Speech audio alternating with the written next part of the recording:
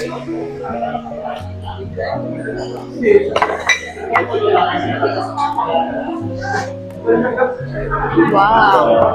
Thank you po. Haluin muna natin. Haluin mo. Tabi mo to.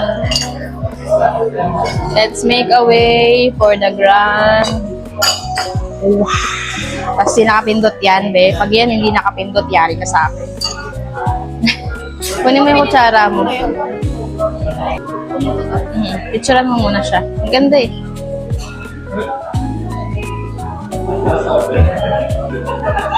Ayan na. Mas marami yung ano niya kaysa sa noodles.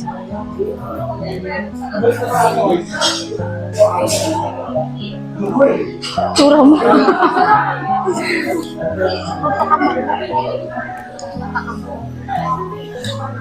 Kanina pa kami nagbibidyo-video dito. Tapos hindi pala nakapindot. Sayang. Natikman na naman yung kimchi jjigae nila. Tapos hindi pala nakapindot. Yawa.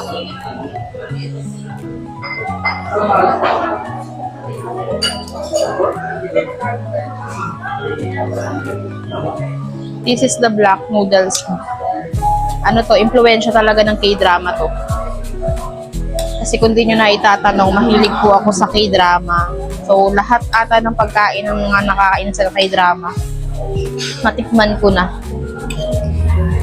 Ang hindi ko na lang nagagawa ay pumunta sa Korea. Pero soon, malay nyo naman. Ngayon na, wait lang.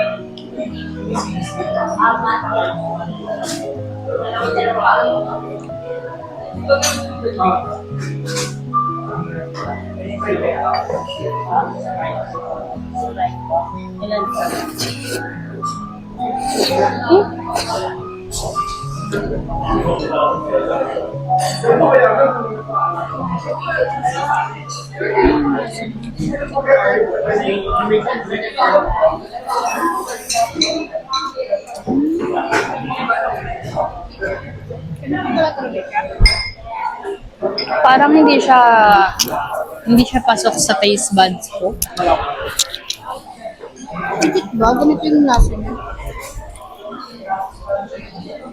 Parang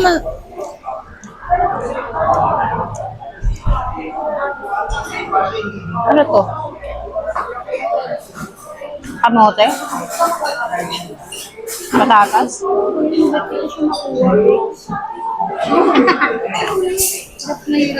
Parang ano, para sa akin parang mas masarap pa yung instant noodles. Ewan ko, yun siguro yung pasok sa taste buds ko. Nasanay lang talaga ako sa lasa nun. Pero masarap naman siya. Pero kung para sa akin, ikukumpara ko lang talaga yung nasa instant noodles. Mas masarap yun.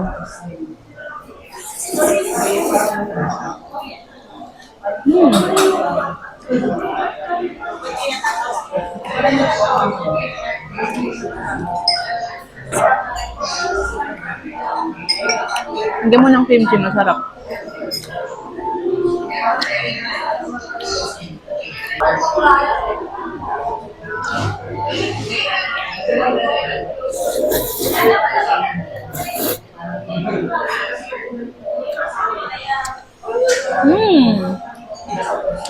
Ang masarap na siya. Habang tumatagal, sumasarap yung lasa niya para sa akin.